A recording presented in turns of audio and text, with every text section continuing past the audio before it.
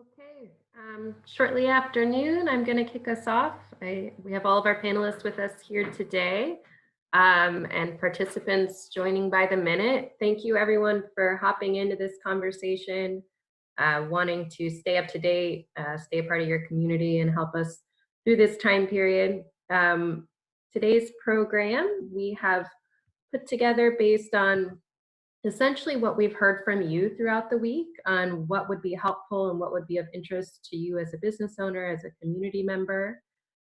So we are going to hear from Abby Schwanger with the Erie County Health Department again, a little bit of insight from the ground as to what's going on with their department, what they're seeing and observing in the community, how they're responding to this health crisis, and what you can do as a business owner to maintain good compliance and be a contributor to the solution. We're also going to hear from Jacob Dritsky, who is a partner of ours with Team Northeast Ohio, on preliminary estimates for economic impacts from the COVID-19 outbreak. Jacob and his organization work with economic development organizations from across the 18 counties of Northeast Ohio, so has great insight not only related to Erie County, but for your neighbors, for your supply chains, for your employees to share with us. Also going to hear from Lisa Hudson with the Small Business Development Center out of Lorain County. Lisa spends her time with small business owners, the name gives it away, the SBDC. And what we've heard from you throughout the week is definitely an interest in learning more about the resources that are out there to support economic hardship and that you're experiencing. So right now, one of the primary tools that you'll hear about is a disaster relief loan, which Lisa can speak to and has been helping many people through the application. I'll touch in a minute on the latest package from the federal government that will be available as potential business support and what we can and cannot cover today. And then finally, Sarah Ross from our office at Erie County Economic Development will close out with, again, some observations she's hearing from fellow small business owners. And then, of course, question and answer. So many of you submitted questions in advance of this webinar, but I will also encourage you again to use the Q&A tool at the top or bottom of your screen. Mine's loading at the top, but I think for many people at the bottom. You can ask any of our panelists questions that we are covering, aren't covering, give us some guidance on what would be helpful for you today, and we'll respond to those as they are received and again at the end of the program. So what I will touch on is just all the changes that we're seeing. So we had our first broadcast last Friday, and at the time we were giving you guidance on how you can maintain operations for your business in the most safe and healthy manner for your employees. Many of you are still operating a business, but many of you with the recent Ohio stay-at-home order are not, or are operating it entirely virtually. So 5 days, well, 7 days time, and a lot can change, and that continues to be true both at a state, local, and federal level. So just a quick summary as to what we're seeing come out so far in terms of policy, and with a particular bend on business support, because that certainly tends to be the question that you're asking us most often. So yesterday, obviously a big development with the Senate passing the CARES Act, or the $2 trillion stimulus bill that you've probably been hearing about constantly in the news. The House is set to vote for that yet today, I believe. The unfortunate thing, I have gotten several questions from you all about how those measures within the bill will work, and we aren't in a position to have detail yet on that. From a policy perspective, this is a 800-page document with essentially major allocations, but it doesn't necessarily tell us yet how you will access those things. So where the application will be housed, what the details of different loans and guarantees and grants will be. All of that being said, we do have that as the primary agenda item for next Friday's check-in, and we'll be partnering with KJK, a law firm out of Cleveland, to present that. And Lisa has graciously agreed to come back and give some comments from the SBDC as well. The Small Business Administration is going to be a major tool for deploying those resources, at least from a small business perspective. As you've probably read, there are some major components to that bill. One being to individuals extending unemployment insurance, two being to greatly impacted industries, something that may be of interest to our tourism partners on this call. I have heard that hoteliers could potentially be a part of that relief, but certainly airlines is something that you hear about most often in the news. There's individual support, so hopefully that will be a boost to our economy and help, again, jumpstart the service and tourism businesses that we see in our region, as well as many others. And then a significant component of small business relief funds, so probably an expansion of the loan program that Lisa's going to talk to today, as well as a few others. And then finally, there's some money within the bill to continue disaster relief support in regards to the PPE shortage and several other issues. So other things that you've seen at a federal level from a support standpoint, passage of the Family First Corona Relief Act. So that was an expansion of the FMLA coverage. We did get a few questions in advance in regards to that legislation. It is viewed as an expansion of essentially qualifying events for FMLA. It does not add additional to that coverage, but small businesses under 50 employees should note that while you're typically not obligated to provide some of the FMLA benefits, should an employee be sick with coronavirus, you may have some obligations to fulfill in regard to sick leave. So we can send a link with more details in regards to that, and next Friday's program will also touch on it in more detail. At a state level, what I wanted to highlight in terms of economic support and developments, of course, the stay-at-home order is probably top of mind for all of us. Hopefully you all have transitioned well to either a new place of work or leaner operations in different ways. The Ohio legislature is back in session and was certainly busy this week. Things that stood out to me was the elimination of school testing for this year, the allowance of public meetings from a government basis to be taking place virtually and through teleconference. So those of you who are still operating business and needing various permits and other small business support from your local government shouldn't see much delay in terms of their operation. Other things that the state has done in terms of economic support include the SBA disaster loan. So again, Lisa's going to talk to that in more detail. Also wanted to note there is a liquor buyback program for our bars and restaurants with a date to expire. So you can return goods that you purchased for a full refund, but it must be within 30 days of purchase or by April 6th for qualifying events. So please be sure that you've looked into that. I don't want to see it expire on anyone. And then finally, other things that you've seen come out are essentially a lot of deferrals and payments. So check with your utility providers as to what they are offering.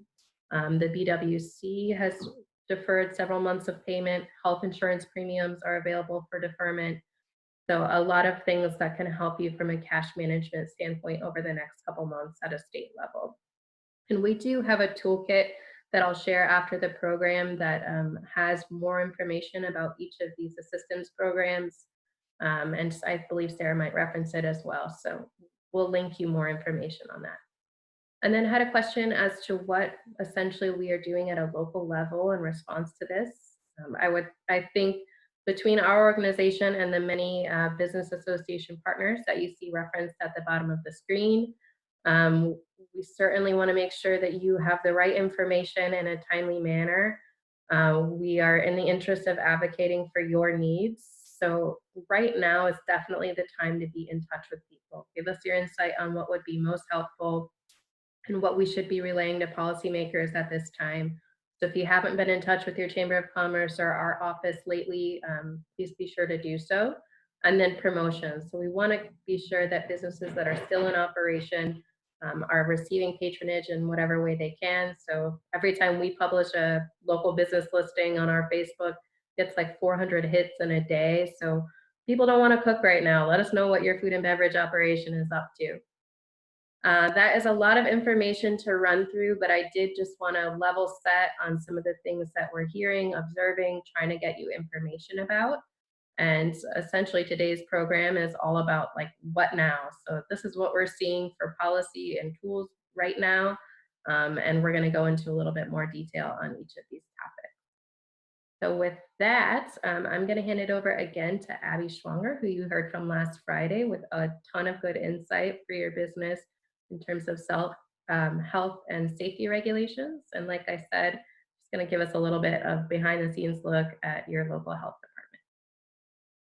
department. And Abby, you'll have to unmute yourself. And then if you want to share your screen or just tell me to advance, whatever is easiest.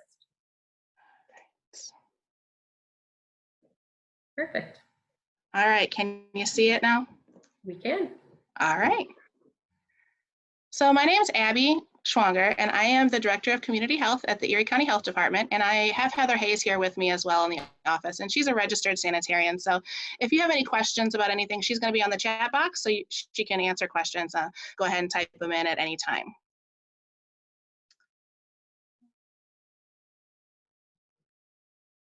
All right, so I just want to talk a little bit about what the Erie County Health Department is doing during this pandemic to help prepare the community.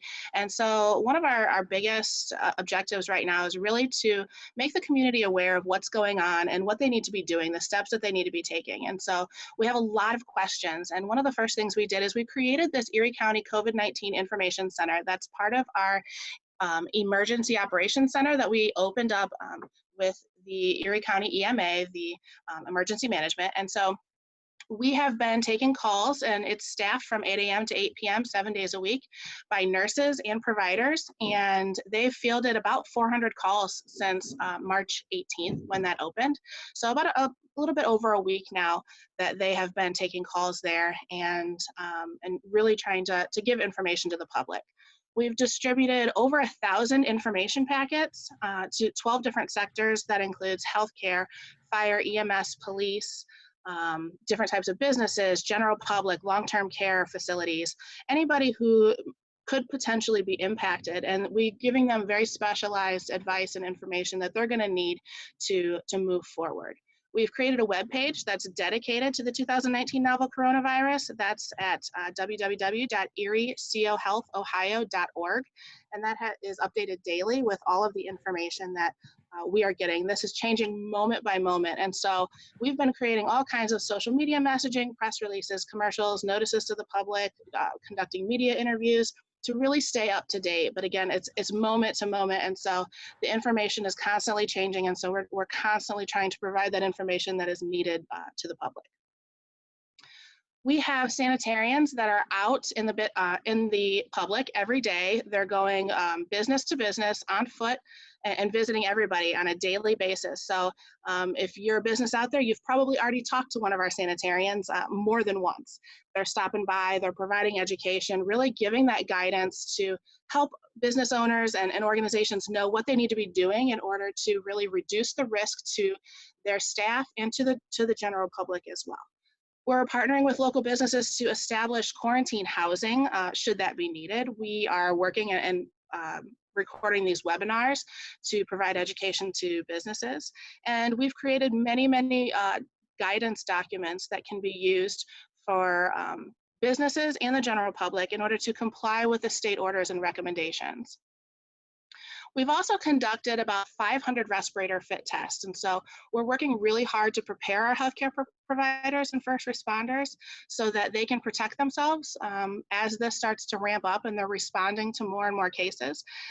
We've been in all of the cities, townships, and villages in Erie County, fire, police, EMS, corrections staff, nursing homes, health department staff, and that's ongoing. We're continuing to identify more folks, more organizations that have people that need to be respirator fit tested, and we are continuing to conduct those. And we will, that'll be on an ongoing basis. We're also working to make sure that we have the supplies and that the healthcare providers and first responders in the area have what they need in order to protect themselves. And so we've created an inventory of the local medical assets. We are constantly and working with businesses to secure additional supplies and assets. And then we are also distributing those supplies to the folks that need them throughout the community. We have received distribution from the Strategic National Stockpile last Friday, and we're expecting another delivery today. And then we distribute those throughout the community as well, but it's very limited. So again, we're working with a lot of local businesses to secure more, to make sure that when this really hits, that our folks that are on the front lines are really protected. And then again, as this begins to ramp up, we're going to move more into the epidemiological response and contact tracing. So we have a team of epidemiologists that investigate all reportable diseases in Erie County. This is something that they do every day. This is not new for them. So anytime that there are cases of chlamydia or hepatitis or any other reportable diseases in Erie County, they are following up on those regularly. So this is part of what they do. Obviously, it's a bit more intense. And so we have implemented a 3-tier investigation system for our epidemiologists. And so the primary epidemiologists are following up and conducting that case investigation for the individual that tests positive. And then we have additional epidemiologists and call center nurses who are conducting the contact investigation. So they are contacting the individuals who had a close contact with the person that tested positive, and then we monitor them. So those folks have to go into self-quarantine, and we talk to them every day, and they are taking their temperature, follow up with symptoms, and we provide them that additional guidance that they need. One big question that we've had a lot, and we're fielding this constantly, is, people come to us and say, my sister's girlfriend's grandma was diagnosed with COVID-19, and do I need to go, self-isolate or go into quarantine? And so I really wanted to clear this up with a lot of people in the community. So this graphic here in the middle, that is COVID-19. That is somebody who has COVID-19, who is diagnosed with COVID-19. The individuals in red, those red dots, those are people who had direct contact. And so direct or close contact is defined as somebody who lives in the same household as the person who tested positive, or who works very, very closely within 6 feet of that person and has a lot of close personal contact with them. Those people are in red. Those people, they don't have to guess. You don't have to guess if you're a close contact. We will find out and we will contact you. Again, we have that team of epidemiologists. So if you are a close contact, if you have had close contact with somebody who tested positive, we will follow up with you, and we will let you know, and we will give you further guidance about what you need to do to move forward. The yellow dots here are individuals who have had contact with a close contact. And so an example of that might be my coworker's wife tested positive for COVID-19. So the people in yellow did not have any direct contact with the positive case, but they had contact with the spouse or a close contact of that positive case. So those people, we don't follow up with them, and they are not considered to be at any more risk than the other folks that have not had that contact throughout the community. And so we do, of course, recommend that they practice social distancing just like everybody, and really follow the director's order, which is to stay at home and minimize social contact. But they don't need to take any additional steps of making sure that they're following up with the health department or anything like that. And then the folks in green are just the rest of us that are floating around the community. So following the director's order, take that general guidance of making sure that we're preventing the spread of COVID-19, but no additional requirements are on those folks either. There have been a lot of questions about where is this going, and when is this going to end, and what does it look like? And so we don't know. We have not gotten any firm guidance from the governor or from the director of the Ohio Department of Health. What we do know, and what they have said, is that they are not expecting the peak to hit until the end of April or into May. And so we can guess from that this is going to go on for a couple of more months. And so we really need to start planning about how we're going to continue our operations for the next couple of months. If the peak hits in the end of April into May, then also we have to expect that things are not just going to flip a switch and go back to normal. It's going to take time, and we're going to have to slowly get back into our normal routine. And so you can expect that while some restrictions may be let up at some point, there's still going to be other restrictions that are in place. And so it's going to take time to transition. Just as we didn't go directly into the complete stay-at-home order, we're not going to go directly back to just business as usual. And so plan ahead. Please plan for that worst case scenario, and plan for this to be a long-term situation. This is a marathon, it is not a sprint. And so we're going to be in this for a while. And one thing again that we are thinking about at the health department is, so what are the next steps? What are the services that we need to be thinking about for our organization as we move into this post-COVID world? And so what are the services that we need to think about? So there's potentially probably going to be a large baby boom. And so, in 10 months or so, if we have folks at more babies, then what services do we need to be providing to families and children? What are going to be the long-term health impacts of COVID-19? And what are those services that we're going to need to provide? And so that's something that as your business, you can begin to think about. Supply chain changes. How's that working out? Did this work out? Do we need to start thinking about more domestic supply chain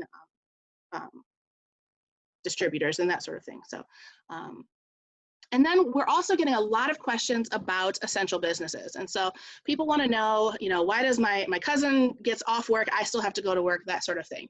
But there are a lot of businesses that are considered essential. And that's what we're really finding out. Based on the director's order, there are a lot of exceptions. And so at this point, if there are any businesses open in Erie County, it's because they are able to justify that they are considered an essential business because they've been visited by our staff on more than one occasion, and they've been able to justify that. And so this is just a list of what the U.S. Department of Homeland Security has listed as essential, but then, there's all kinds of businesses.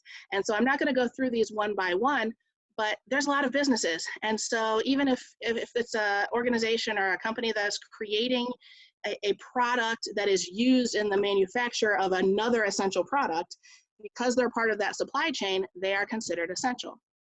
And there is some discretion that needs to be taken in these types of situations. So for instance, we've gotten the question, tree trimming. Is tree trimming essential? Well, think about it. If you're trimming an ornamental tree, probably not considered essential. If you're trimming a tree because it's a hazard and it could fall on power lines or fall on a house, that's going to be considered essential. So it's not a one size fits all. Businesses have to use discretion to figure that out. We've got the same question about fishing boats. So if we're talking about commercial fishing, because they are part of the food chain and the food supply chain, then that's considered essential. But if we're talking about the luxury fishing or these types of day cruises where they're going out fishing as more of a hobby or a destination type of activity, that's not going to be considered essential. And so that's where it's going to be really important that businesses really just use that discretion. Other things, so for those businesses that are essential and that are currently operating, we have to take some extra steps. And so, I'm in the office today and we have to take all these steps to make sure that when we're working that we are staying safe. So monitoring the health of our employees and increasing cleaning and disinfecting procedures and eliminating non-essential products, services, employees that are able to work from home, then they need to be working from home. And then, also we want to talk about a little bit, there was a news story last week or this week where somebody went into a grocery store in Pennsylvania and they coughed all over a bunch of produce. And that grocery store ended up having to throw away $35,000 worth of produce. And so we want our grocery store and convenience store operators to start thinking about these things. There's an FBI agent on a conference call I was on yesterday, and he was talking a little bit about this. And they're considering it a bioterrorism. And so how can we protect ourselves? How can businesses protect themselves from having this type of situation where they have to throw away $35,000 worth of produce? And so we're going to be providing additional information moving forward to those businesses on how they can do that. So that's going to include auditory and visual messaging to customers on how to wash their produce and protect themselves. But also maybe we can start thinking about, is there products that could be wrapped or that we could present in a different way so that it doesn't have the same risk that currently, we're seeing. And then information. So ServSafe, many of you are familiar with ServSafe. There is an online webinar, and when Abby Bemis sends out these, you can click on this, it's a link, and that will take you, I think 10 minutes, is that right? So a 10-minute webinar that you can watch, and it has a lot to do with COVID-19 and in food service operations and how it can affect your organization. And then eriecohealthohio.org, again, you can visit that. That has all the up-to-date information from the local aspect of this, and then that's the number to the information center. So, and that's all I have. Thank you. Abby, thank you so much. We do have some people joining us via phone, so I was just going to note that in terms of questions that might benefit the group to hear back from, several questions about whether you could get a copy of these slides. We will certainly be emailing those out to everyone following the program, so not to worry there. Some comments about state regulations and our visitors for the summertime. I believe Abby addressed that for us, but if you have further questions, feel free to shoot us again a message. And then we had a business ask whether the health department could come and review their process at their business place. So great proactive thinking, and it looks like members of the health department team would be willing to do that. So if anyone is interested, please reach out. And then a great point from Mary Lou that we should be thinking about physical health, but also mental health during this stressful time. So we'll see if we can assemble some resources in partnership with the health department that might be good to lend to a friend who's in need during this time. Okay, moving us on in today's program. Again, Abby, thanks so much. Feel free to keep sending in questions for Abby's team, everyone. Let me get back to some slides for us. Okay. Is it showing you my screen now? I just wanted to include this note. You know, the team at the health department and so many other of our community facilities are, you know, just doing phenomenal work for us all and keeping us safe. I did get a note this week from our local hospital that I wanted to share with you all. Said specifically that they know it's a hard time for everyone, but thanks you all for the gift of time that you've provided to them. They've been able to double the capacity of their ICU and get their staff trained for an influx of a new disease. And I know that many community members are taking advantage of the health department services, Firelands primary care, Gnome's primary care. So keep making good decisions, everyone. It is making a difference. So lots to be thinking about for your business. What we had up next for today's program is perhaps some high-level thoughts on what does this all mean for our economy? How might things shake out? I'll give Jacob the out that, of course, this is unknown territory for all of us. So he's an extremely, extremely versed guy in economics and other things, but new territory and questions for everyone. So he's going to give you some thoughts today, but I think a lot of it remains to be seen. Jacob, Yep. Are you unmuted? Can you hear me? Yep. Okay. Great. Thanks so much, Abby, and good afternoon, everybody. I will reiterate what Abby just said, which is what you're going to see here came from a call a week ago Wednesday, and was some of our very preliminary thoughts on the potential impact of COVID-19 from an economic impact perspective. These are projections. These are based on things that are changing day to day. I think something you're going to see here is that even some of our initial assumptions, which I thought were pretty grave, have wound up undercutting or under projecting the actual impact that we've seen now only in 8 or 9 days later. So things are changing at a rapid pace. The reality is to really understand what's happening and how it's impacting our economy locally, it is going to take 6 to 12 months to do well. But in the meantime, we're trying to think about those key questions folks have and the impact that we're seeing in the Northeast Ohio economy. So what you're seeing is about 10 days old, and as we go through the couple of slides, they'll look a little newer. Initially, we wanted to take a look at what was the impact of the service industry employment decline. Service industry employment, and in this case, we classified that as bars, restaurants, generally establishments where food is a primary source of income, as well as leisure employment, which we have theaters and sporting events here, but would certainly include amusement parks, et cetera, represent about 212,000 workers in Northeast Ohio's economy, one of the largest sectors of the Northeast Ohio economy. And while in Team Neo's world, we often pay attention to manufacturers, healthcare, professional services, this does reflect a huge piece of the labor market. Our conservative assumption was that assuming sometime in the spring, about 50% of those folks, given Governor DeWine's closures, would be temporarily at least unemployed. We could see unemployment rates spiking northward of 8% or so through the spring, just based on that impact alone.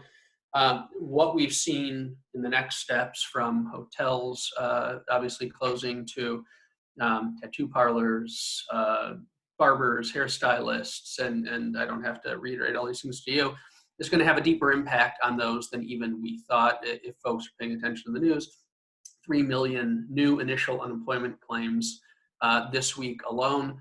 To put that in perspective, that's about the entire state of Utah filing for unemployment insurance in 1 week.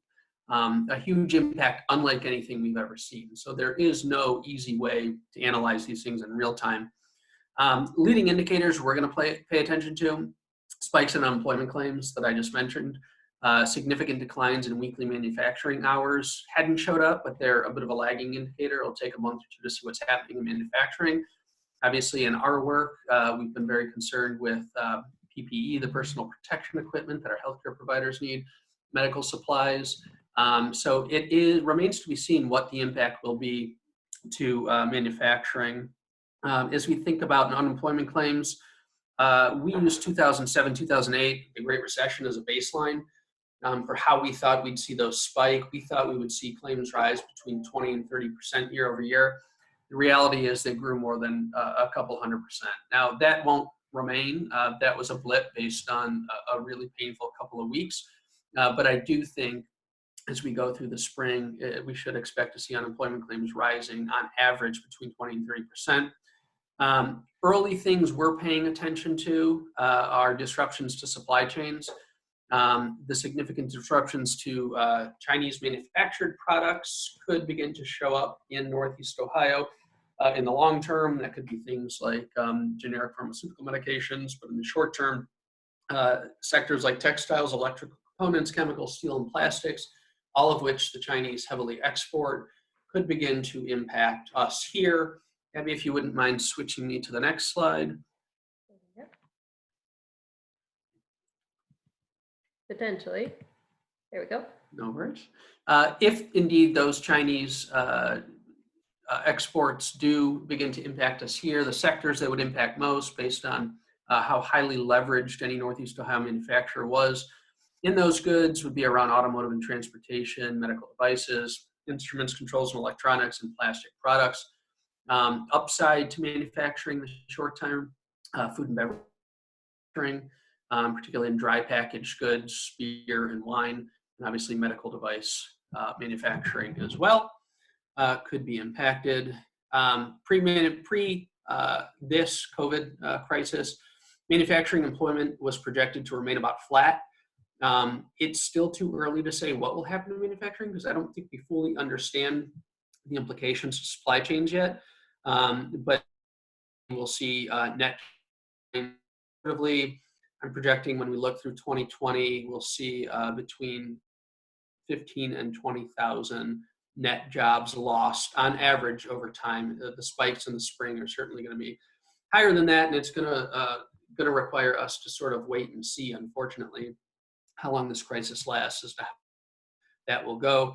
GDP growth, which was projected to be slower based on some macro factors, say between 0.5% and 1%, will take huge hits, double-digit hits in the second quarter, potentially anywhere between 15 and 25%. So we are in a recession. It's just a matter of how deep it will be. Don't mind the next slide, Abby.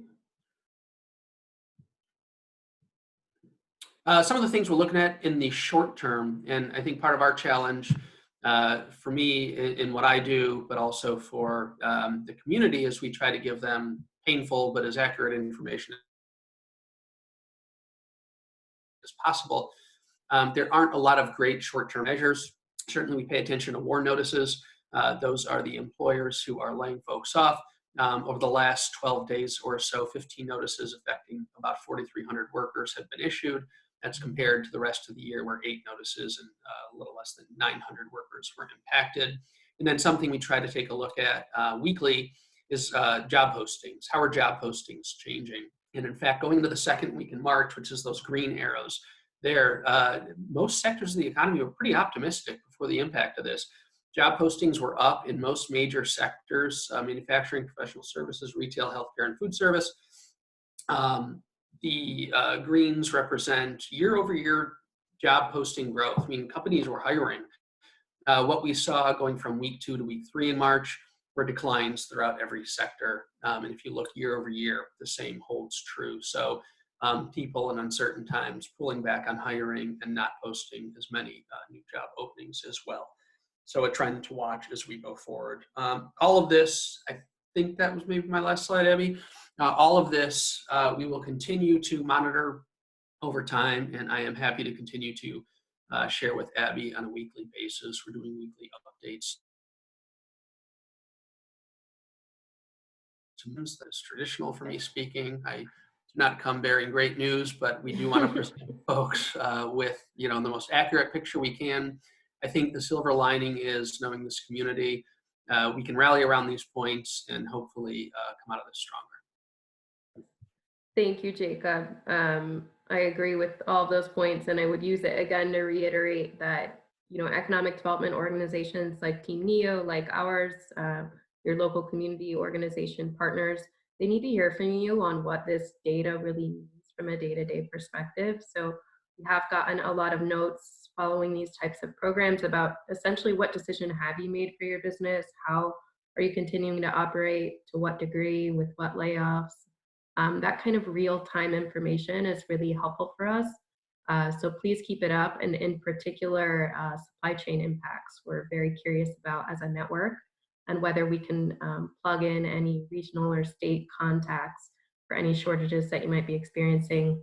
I'll say aside from PPE, although there are some interesting things being done with the Northeast Ohio manufacturing network with that shortage in particular that we'll send some info out on. But thank you, Jacob, very insightful. Next up for our program today, so essentially, unfortunately, Jacob was the gracious bearer of not great news. What does that mean then for you as a business and operation? Likely experiencing some economic hardship at this time. So we did want to touch on one of the primary resources that is being plugged in to support small businesses in the region who are experiencing hardship. And I'll say to everyone on the call, in communities of our size, we might define small business as say 10 employees and under. From a macro perspective and from a program perspective, you're usually talking from a policy standpoint of 500 employees or less. So I'm using the word small business. Know that it applies to many of you, and that you have many different characteristics in terms of resource access. So with that, I'm going to hand it over to Lisa Hudson with the Small Business Development Center to talk through the disaster relief loan program that I'm sure many of you have heard about. Lisa, I believe you can unmute yourself. Okay, now can you hear me? Yep. Okay, awesome. So I didn't really do the whole slide presentation. I think there's a lot of videos on the SBA loan, but I'll talk through some of it. If anyone has questions, I'm happy to answer them. A lot of the questions stem around the new CARE Act that I understand the House passed. Those details are going to be working their way out on how they apply, exactly what they mean. I will highlight just a couple things that we believe are going to be in that. There's going to be some emergency grants. Again, this is all kind of guessing at this point until we see really what's going to happen, of about $10,000 to provide emergency funds for small businesses. Don't know what that application is going to look like, how you get those, if this is in fact true. So again, I'm just kind of highlighting a couple things. There's going to be details that fall out over the next several days and weeks as this rolls out. And then the other thing, some forgivable loan programs. If that money is used to cover payroll, rent, things like that, to keep your doors open, there is going to be forgivable. But as of today, at 12:41 on Friday, what is available to small businesses is the SBA disaster loan. This loan provides up to $2 million to businesses and private nonprofits. And it is a loan. The rate's 3.75. The term is up to 30 years. So that really minimizes what that monthly payment would look like. Loans less than $25,000 do not require collateral. And it is my understanding that they're being very forgiving around what the collateral looks like for those larger loans. It also seems like they are being generous with the credit scoring. So they're going to look at a business's ability to repay, credit worthiness, and that they are eligible for a loan. So businesses that aren't eligible might be a casino, could be a business with a religious affiliation. Charitable nonprofits are not eligible for this particular loan. They've also streamlined the process, and I'm going to share my screen just to see. I'm going to stop your sharing, Abby, for a minute so I can show. Hopefully, I can get to this.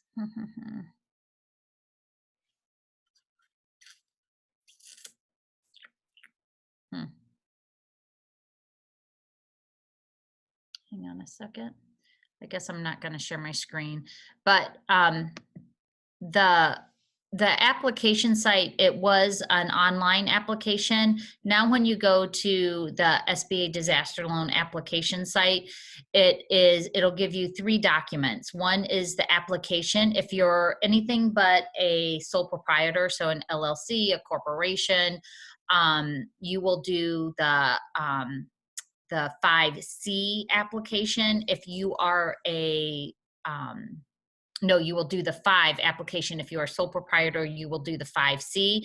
And there's another document that's listed on that application site that you will complete. You'll upload those 2 documents, and that's it. Now, there's a series of other documents that then a loan officer may request from you, things like a list of liabilities, a list of your monthly sales going into the pandemic, tax returns for you, the owner, and the business, and a personal financial statement. But to get the application ball rolling, you just need that application and the emergency loan form that's listed on the site. So it's a really easy process. The other thing we're hearing is that you won't be able to take both the SBA loan and the new stimulus package loans, grants, whatever they look like. I don't know if that's true, but what we're advising our clients to do is go ahead and apply for the SBA loan if you think you're going to need it. If you find that the stimulus incentives are going to work better for your business, you can always say no to the SBA loan. There's no application fee. And right now, there's not even a lot of time invested in doing the paperwork, but to get that ball rolling.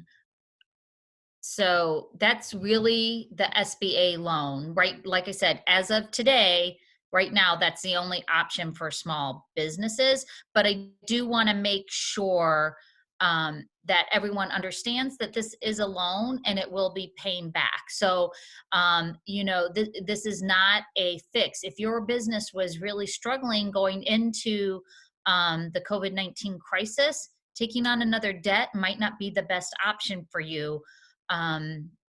so really think about those things. And the other thing you should be working on during this time is really thinking about what your plan when things start to normalize is to get back up and running as quickly as possible, and how you're going to stay engaged with your clients during this period.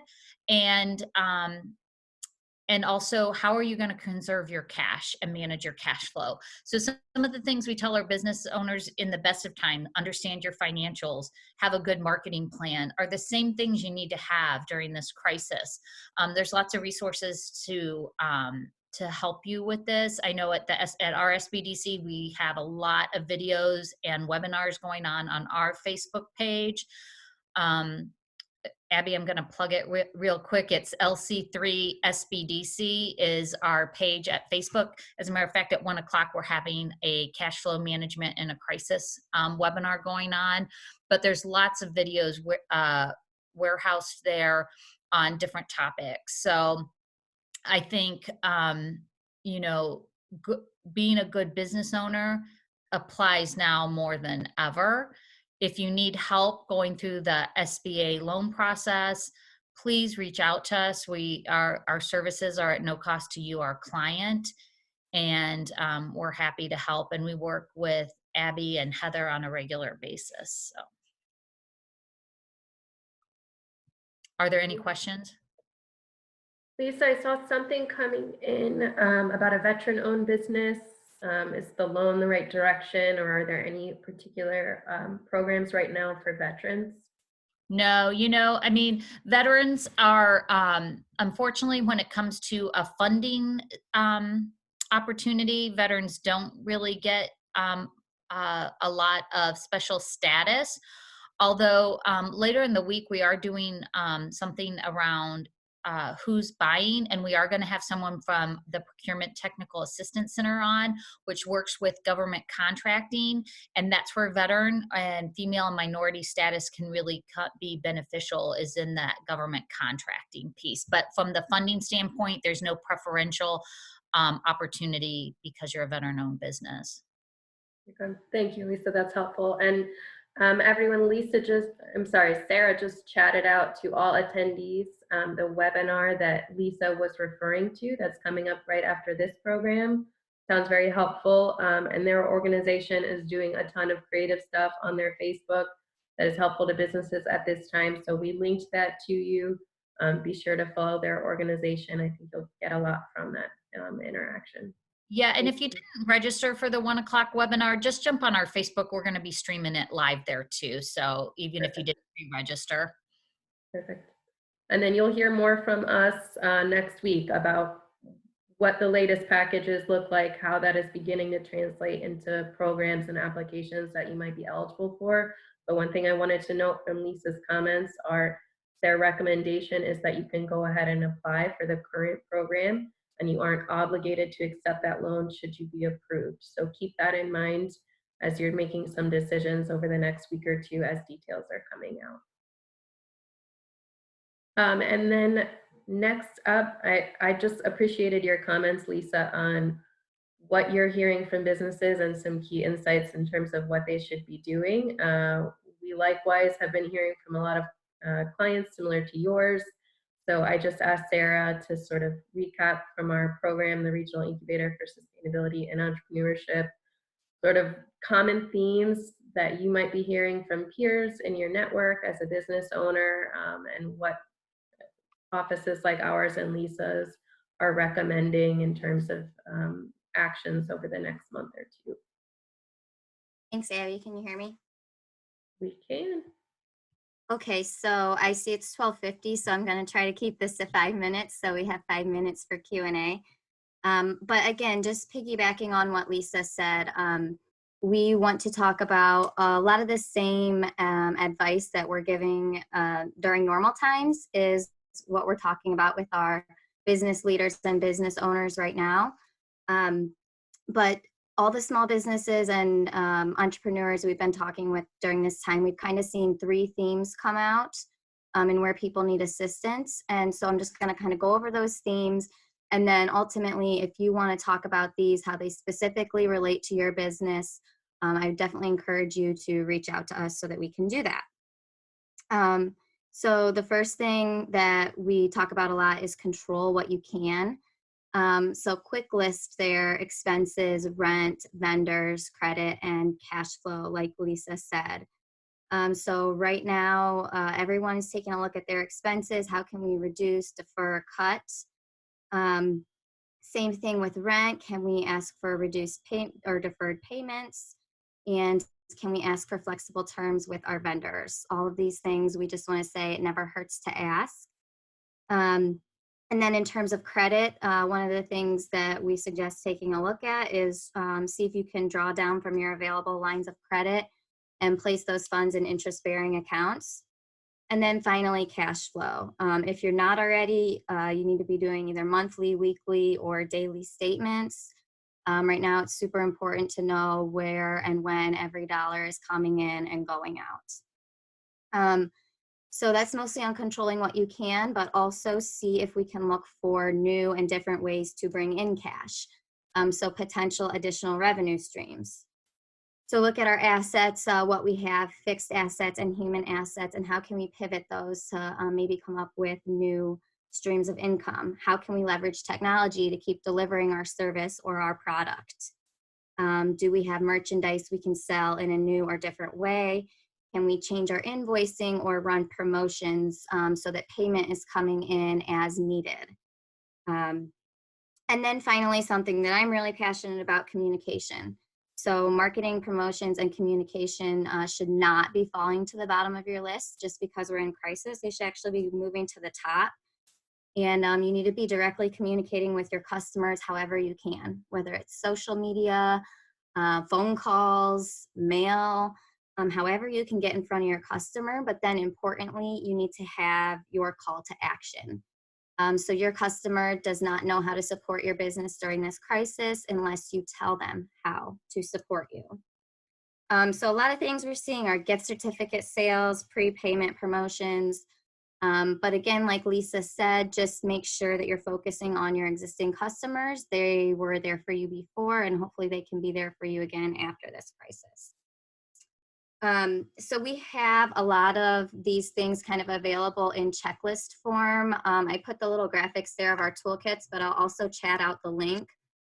We have 5 toolkits, and these can be found in checklist form, primarily in the hardship toolkit and then the business planning toolkit.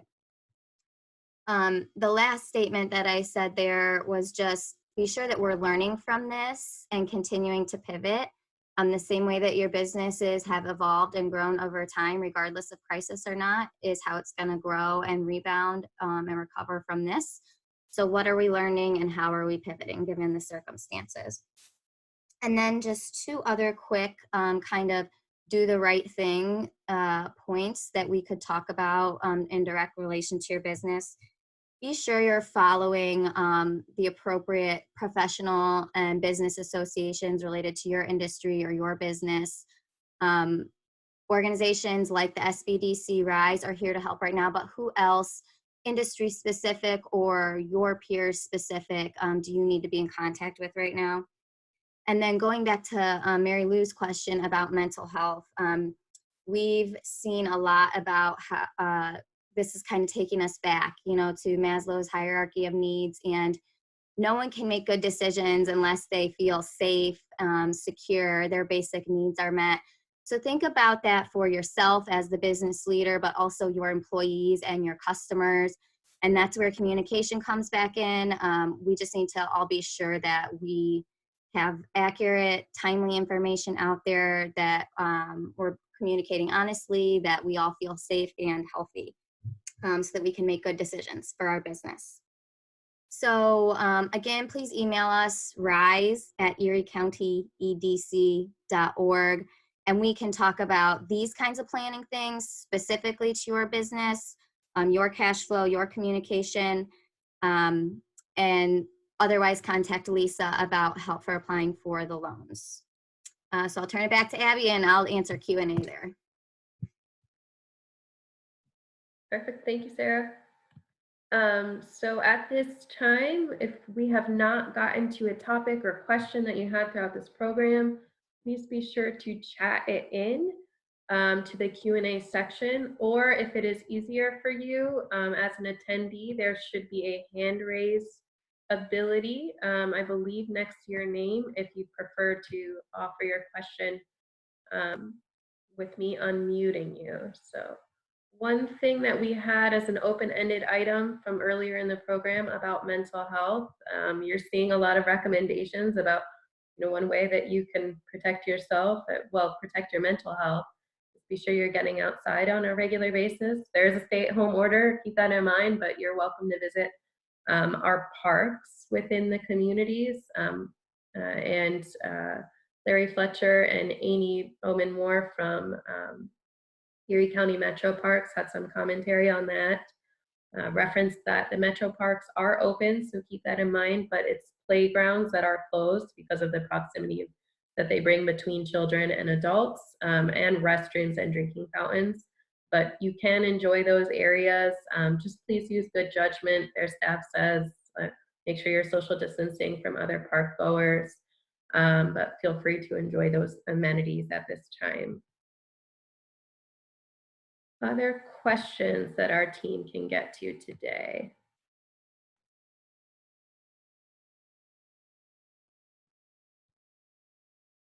Okay, good. Oh, we have Larry with a hand raised. Larry, I'm going to allow you to talk, and hopefully this comes through okay. Should be unmuted, Larry. Hello, can you hear me? Got it. Cool, that's the first time I've done that, or tried to do that raise hand thing. So is Amy still on? Do we know? Do you know? Amy is on, but her preference was to use the chat. She's worried about the tech access from the device that she's on. Okay. Well, I'll put my question out there, but she can hear me, right? If she can hear me, then she can respond back. I think so. And yeah, so this morning we had a Ottawa County Visitors Bureau board meeting and had a lengthy discussion about the fact that, despite messaging that's going out, from the state and from organizations like Metro Parks and Division of Wildlife and such about, appropriate safety measures when enjoying outdoor areas, there are certainly, most examples are people are not doing that. Launch ramps are loaded with people. I mean, once they get out on the lake, if they're in a boat where they can keep, relatively apart from each other, they're okay. But the launch ramps are busy. The parking lots are busy. As I put in my comment, McGee Marsh made the decision that they're not going to be able to control that. You can't have thousands of people on that boardwalk, so they closed the whole area. Ottawa National Wildlife Refuge is still open, but I wouldn't be surprised if they had to make that same decision too. So it's just something I want to put out there and then get Amy's reaction, which, I can do, later today. But, if we're not able to guarantee a safe usage of those places, the discussion at our board meeting was, should we be putting messaging out saying, hey, this is a great way to still be able to enjoy the outdoors. So it's not an easy to answer question, but I think it's something that we need to think about. Or maybe the governor will make it easy, and in his conference today, he'll just say, you know what, folks, playgrounds are closed, so are the parks. Yeah. So, natural areas. I have seen a lot of comments over time about, sounds like classroom management. If we can't have good behavior, none of us get to enjoy recess time. I'll see if Abby, comes through. can I make Go ahead, Abby. Yeah, sorry. At the health department, we've been working hard to really get that messaging out about echoing what the director of the Ohio Department of Health has said and the governor, and really trying to educate people about what is safe and what's not safe and how you can conduct these activities and take a couple of measures that will make it safe. And so, of course, we want to encourage people for their physical and mental health to to stay active and to stay fit and to walk those walking trails. But of course, you know, we have to take those measures of making sure that there's at least 6 feet of distance and closing those indoor areas, which the metro parks have done, and closing down all those playground areas where there's all those surfaces that kids are touching and bringing those virus home potentially. And so that's something that we're continuously working on and continuously trying to get that messaging out there. And if anybody has any questions or concerns or anything that we can do to help, or, you know, complaints, we certainly take plenty of those. And, you know, call our information line, and it was on our last slide of our presentation. Call our information line and let us know, and we can continue to follow up on any complaints and work with people to make sure that people are staying safe. Perfect. Thank you, Abby. you. That's helpful. Thank you. Amy has a comment in reply to Larry's question. Amy Bowman-Moore, who is the director of the Erie County Metro Parks. They certainly are taking this issue seriously as well, but feel that the mental health benefits at this time are worth staying open. So I'll reiterate the point of, yeah, you know, do what you can to encourage good decisions from yourself and your neighbors, and hopefully that is all a space that we can continue to relish in during a somewhat trying time. So with that, we are 2 minutes over 1 o'clock, so I do want to wrap us up now. As a reminder, what we have planned for next Friday is a focus on the latest stimulus bill. We'll hopefully have much more detail to share with you all at that time. But again, stay in touch with us and your local business chambers of commerce, main streets, associations, all of whom who probably promoted this webinar to you. We're all here to advocate for what you need, and so we need to hear from you on a regular basis on how we can be most helpful. And we are thinking of you all in this time and wish you good health. With that, thanks again to our panelists, Abby Schwanger, Lisa Hudson, Jacob Duritsky from Team Northeast Ohio. Appreciate the insights today. Stay in touch, everyone, and have a good afternoon.